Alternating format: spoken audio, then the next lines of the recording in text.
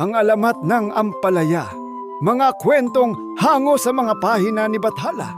Makinig at mamangha!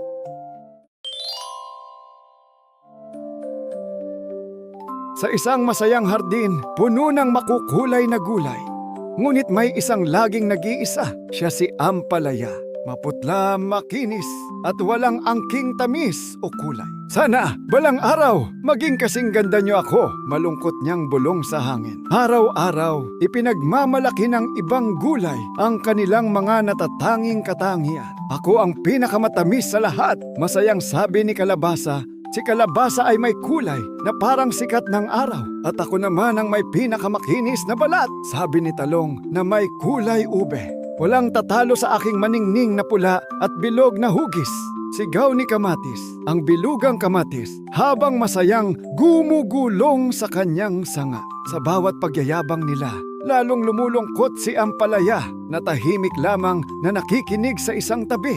Isang araw, dumating ang isang matinding tagtuyot. Ang araw ay naging napakainit at ang lupa ay unti-unting natuyo. Ang mga magagandang gulay ay nagsimulang manghina. Hindi ko na kaya ang init, daing ni Kamatis. Habang ang kanyang bilog at pulang balat ay nagsimulang kumulubot. Ang ganda ng kulay ko ay kumukupas, iyak ni Talong. Ang tamis ko ay nawawala, sabi naman ni Kalabasa.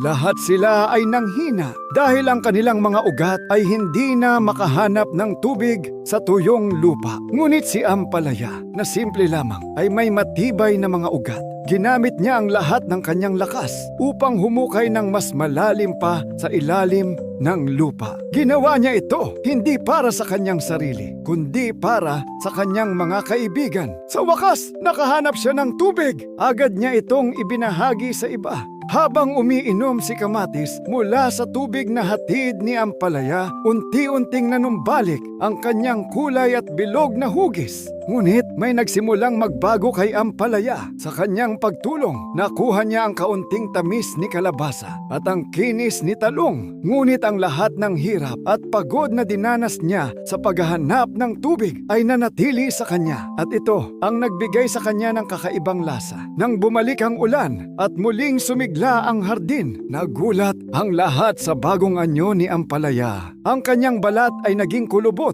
at ang kanyang lasa ay naging mapait. Ito ang pait ng kanyang paghihirap at sakripisyo para sa kanyang mga kaibigan. Mula noon, hindi na muling inasar si Ampalaya. Sa halip, hinangaan nila ang kanyang tapang at kabutihan. At iyon ang alamat kung bakit kahit mapait si Ampalaya, siya ay iginagalang at minamahal. Maraming salamat sa pakikinig. Kung nagustuhan mo ang kwentong ito, huwag kalimutang i-like at mag-subscribe. Hanggang sa susunod na alamat.